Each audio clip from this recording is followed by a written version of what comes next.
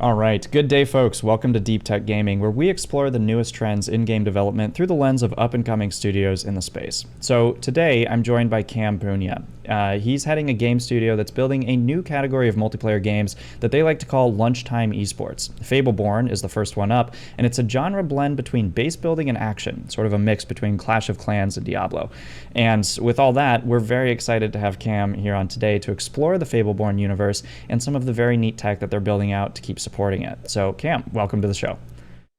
Thanks, Sam. Excited to be here and tell you all about what we're building.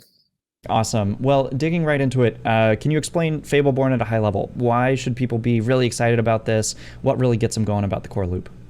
Yeah, sure. So, as a studio, we're fortunately we're renowned for as people, as teams in the space, building games at scale to millions of players, and so that was really the ambition we have as a studio.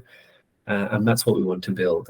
As you mentioned, we're building this new category of multiplayer games we call lunchtime esports. By that, we mean core loops that are mobile first, so can be played by a large group of players. That has a high skill cap, but can be played in short, snackable sessions. So appeals to those time poor players, which seems to be everyone these days. And then secondly, having this competitive layer all in app. And so again, making it much easier for more of our player base to compete, have that thrill and jump back out when life permits. And so that's the vision of the studio, why someone and why players should be excited about Fableborne. As you mentioned, it's high level, a mix between Clash of Clans meets Diablo. And so we really wanted to create a familiar but fresh experience.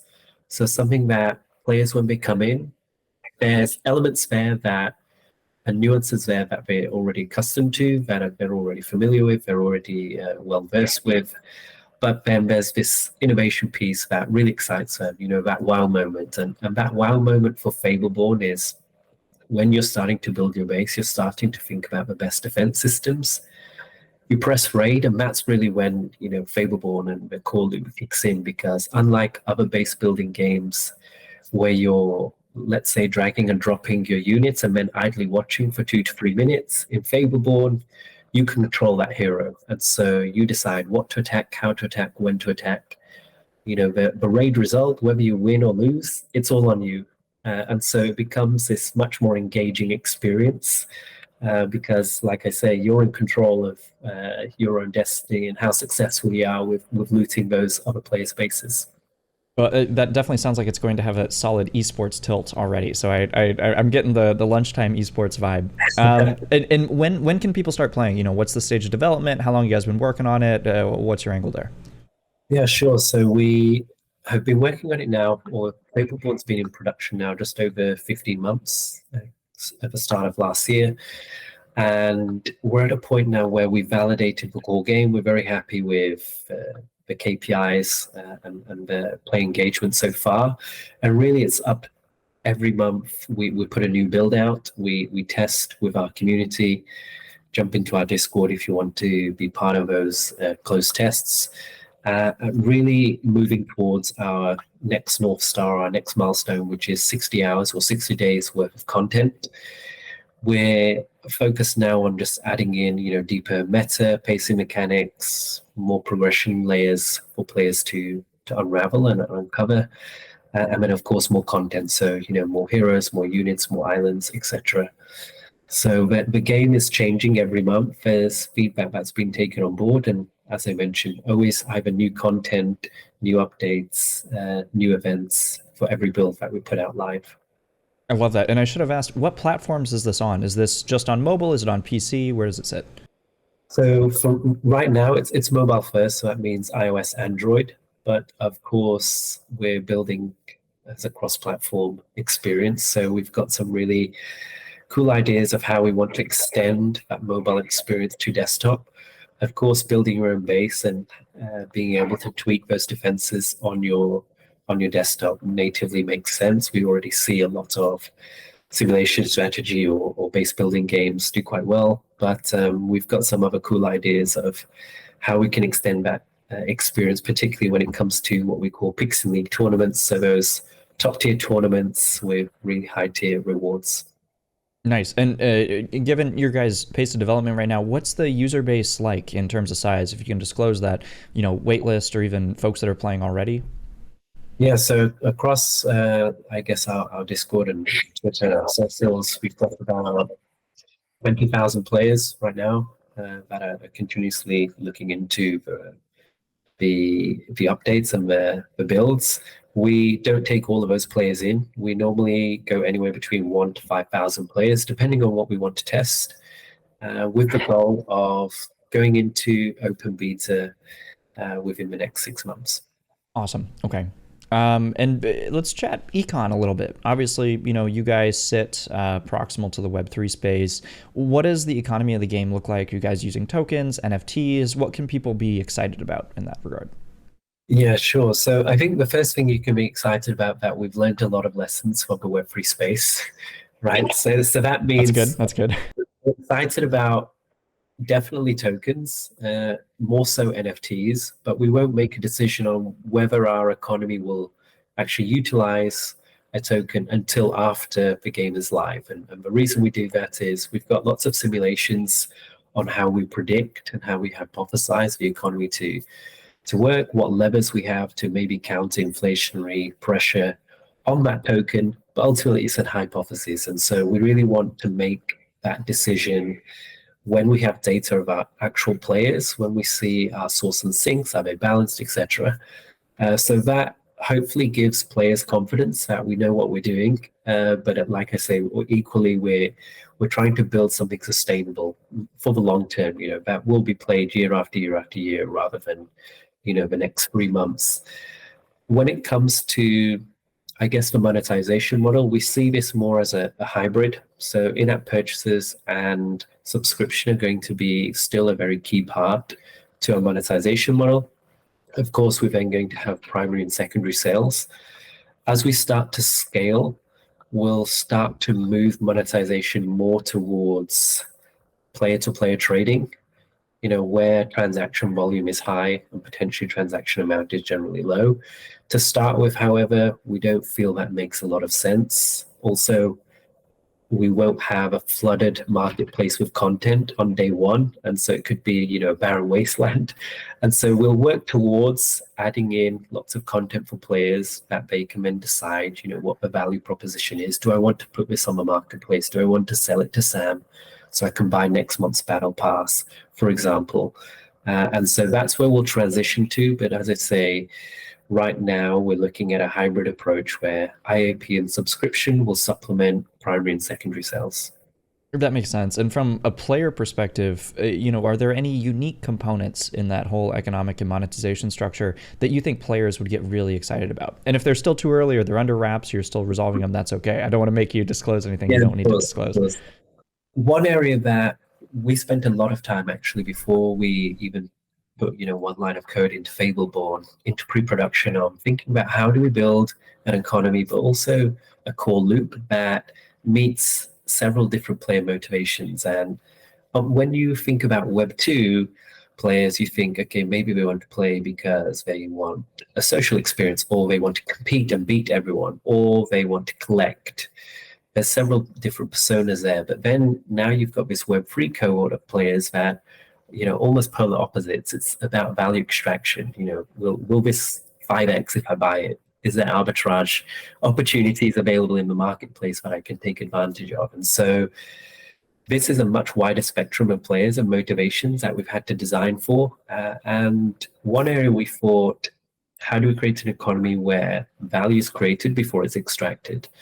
And that's when we really felt that UGC, user-generated content, had to be, a staple, but actually a natively core part of the game. And that's when we started to think about different genres and how we blend them together. And so building your base, building your island, UGC is natively part of Fableborne. Your island that you build is content for me to raid and vice versa. And so every player that comes in is creating value within the ecosystem. And how we then present opportunities for them to create value and extract that value is through our Pixie League tournaments.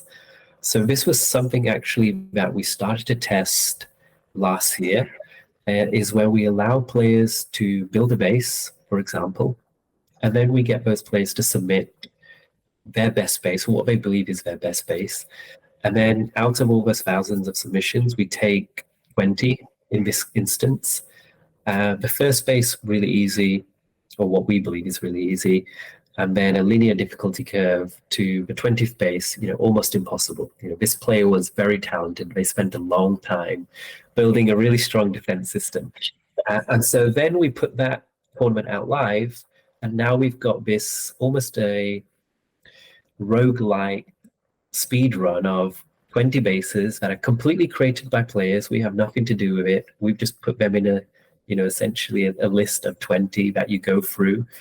And then we charge those tournaments. And so those tournaments, whether it's hard currency, whether it's soft currency, whether it's fiat, whether it's crypto tokens, whatever it may be, and those 20 users that created those bases, they share in a pool of the rewards. So whether we take $100, $1,000, $1 million in that tournament, those 20 users take a portion of those rewards and all of those entry revenue that we have taken in. But then also we have the players that have entered the tournament and win, they take rewards. And of course, Pixian as a studio take a portion of that revenue as well. And so that's just one element where Web3 and players being able to utilize and collect the best defense units to then hopefully build this really intriguing base that is potentially, very difficult. We create tournaments around the content other players have created and allow them, raiders essentially and other players to enter to try and win some really unique high tier rewards, and everyone shares in that reward pool. And that's just one of the ways where we think, Fableborne can really excite players, but also present an opportunity, like you say, for Web3 players and an experience that meets their motivations. Cam, I think that's incredible. First of all, I love that loop. Have you played Meet Your Maker? I have, yes. Yes. And we played that and we thought, okay, this is basically FPS version of what Yes, we're trying. that's what it sounds like. I actually tweeted 2 weeks ago when Meet Your Maker, the first day it came out, I was like, man, we really need to turn these bases into NFTs. Like these all should very clearly be user-owned assets. Yeah. Well, that's great. No, I'm very excited to hear you guys building in that direction. I think tying the UGC theme in with real ownership, real creator, digital ownership, just makes a phenomenal amount of sense. I think one other question that usually comes up is around competitive gaming, esports, etc. You guys have described yourselves as lunchtime esports. Can you lean in a little bit? What do you expect the competitive gaming scene to look like around Fableborne? What should players be looking forward to? What types of mechanics, etc.? Yeah, sure. So when we think of Pixian League, essentially the proprietary tech we're building for our in-app tournaments, we think of that as really just supercharging our live ops. So we want events that are running every single week that are outside of a core loop. So you can play the core game, have fun, but if you want to enter into this high stakes, high reward environment, then Pixian League is one tap or one swipe away, and you have a series of leagues or tournaments that you can enter. Some will be gated, some will be free, some will have different conditions to be able to participate. And so really we want a calendar of events that players can enter or can choose to enter, where they accrue Pixian League points, and those points then add up to a season, and depending on where they finish within that season, they have potential to enter into higher tier tournaments, potential to win rewards there and then based on the tournaments that have already been run. So it's kind of like during the season you accrue rating of some sort, and then at the end you're placed, and based on that placement you have access to higher level tier stuff. Exactly, yeah. If anyone's familiar with the ATP tennis season and the championships around tennis, and you have your grand slams, so your Wimbledon, your US Open Tour, etc. And then you have the smaller events in around that. That's really how we're starting to build Pixian League.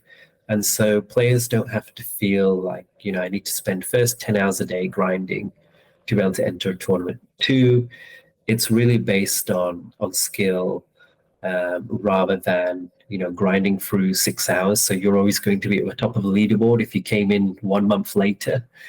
It's not about that. And so we wanted to make it fairer for everyone. Of course, skilled players will naturally find a route towards the top as they win more games, and they enter tournaments with, let's say, higher prestige that has higher weighting towards their ranking, etc. But really, we want to bring esports to everyone. And that means not just that top 0.1% of players that can dedicate every single day to playing competitively, but people like maybe you and I that have 10 minutes free 4 or 5 times a day. I want to jump in, try and be a champion, and then jump back out, and then get back to life. And so that's really what we're building. And that DNA runs straight through into, the core game of Fableborne as well. So it is asynchronous multiplayer. The tournaments will be async. So it really gives the player, as much flexibility to fit the gaming sessions around their lifestyle, to spend as little or as much time as they want. But equally, like I say, we didn't want anyone to feel like this is not accessible to them. Yeah, I think that the discussion between async and synchronous tournaments in type of mobile quick play games is really interesting. I mean, Supercell this week put out Flood Rush in beta, and that's a synchronous, kind of real time battle royale, top down RTS type action game.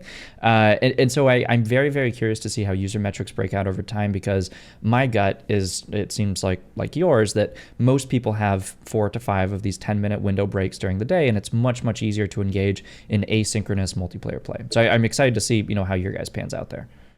Yeah, for sure. I think particularly on mobile, where there's a million distractions hitting you all at once, all those notifications popping up all the time.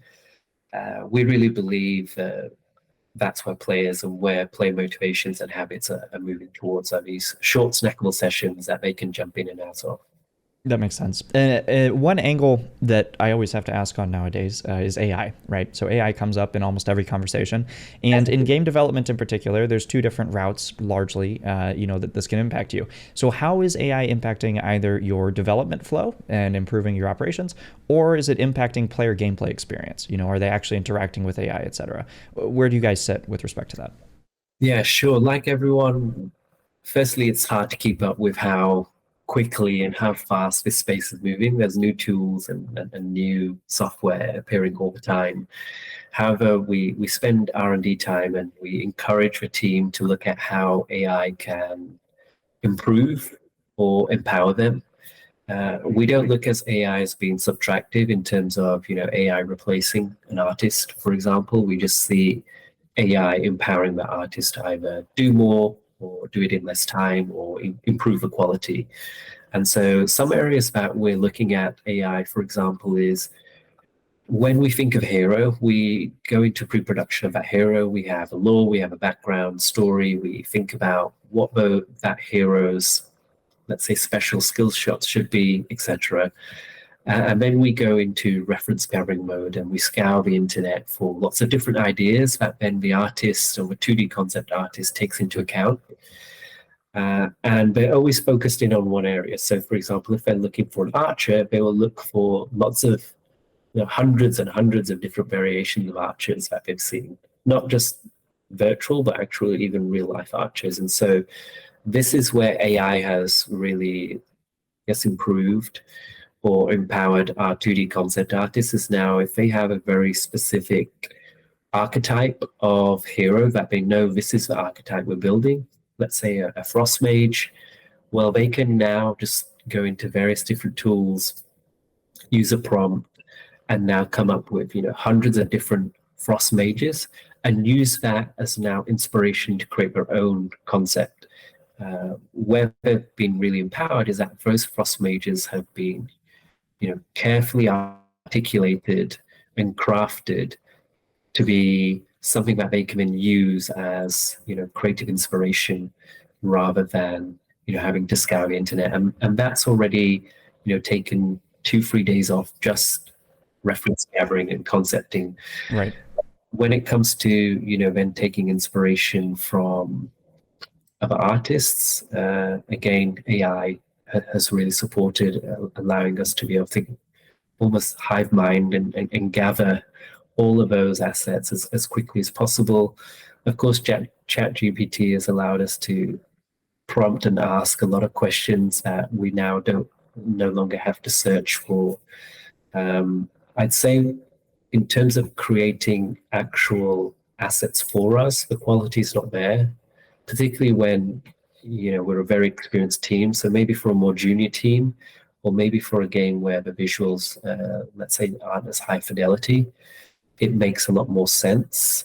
But for us right now, we don't believe the tools are there where first it's faster than our current artists, and two, it can create quality of the same nature as our artists. So I'm sure there's going to be a lot more disruption over the next 18 months and how AI can empower teams even further.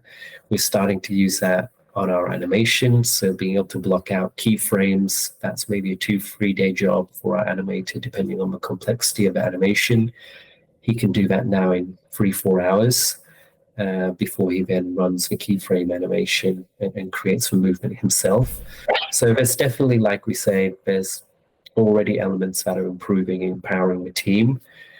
And I'm sure there's going to be a lot more, but right now we focus AI on how it improves and helps it and supports the team, rather than how it actually gets towards the end user or the end the player. No, that's great color. I love asking that question because every studio is a little bit different in how they implement it and they're tackling it. I do feel like every 3 months we see almost a 100% improvement and rollover on the tools. So whatever you subscribed to 3 months ago, now you got to get whatever the new subscription is each time. Well, awesome, Cam. Just 2 last quick questions here. First of all, do you have any words of wisdom for new game developers attempting to enter the space, maybe the Web3 space, maybe not? What would you say to newer game developers who are just trying to break in? What advice would you give them? I would say first start, of course. I've seen and speak to a lot of founders that spend 6 months in pre-production doing analysis, and that's important, but ultimately you just need to start. There'll always be unknown unknowns, regardless of how well prepared or how experienced you are.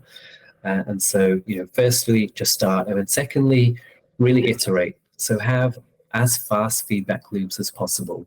Build, put it out live, get feedback, whether that's quantitative or qualitative or both, and then rehypothesize and put another build out.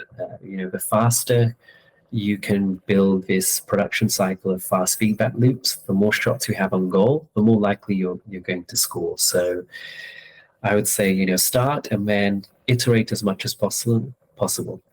I love that. Those are extremely concise too, Cam. So I think everybody can appreciate that. And then finally, is there any alpha that we should be looking out for on the Fableborne side, right? As they say in the business, are there any things coming up that folks should be, really paying attention to here? For sure. The next 3 months are going to be a really big one for Fableborne. We've focused, if anyone has been following us the last 4 or 5 months, you'll see a lot of builds coming out live. And that's, as I mentioned, because we're at a point now where Fableborne has been proven as a core game, and now it's about adding in longevity and more content to keep players engaged. You're going to start seeing how Web3 really ties into that core game. Primarily, everything's been off-chain. Now you're going to start seeing how the on-chain elements really interact, how player ownership starts to really improve that core game. And then, of course, we're going to shortly announce our first NFT. It's going to be very different to, let's say, the meta that we've seen in the space over the last 2 years. So next 3 months, there's going to be a lot of exciting news coming out of Fableborne. I love it. And where can everybody follow you? And we'll put these links down below for folks. Yeah, so at Fableborne on Twitter, you'll have our Discord links and all our social profiles there. Definitely Twitter and Discord is where most of the team are active. Awesome. Well, Cam, thanks a ton for coming on. This has been a bunch of fun, and I feel like probably educational for a lot of folks too. So really do appreciate it. My pleasure. Thanks for having me, Sam.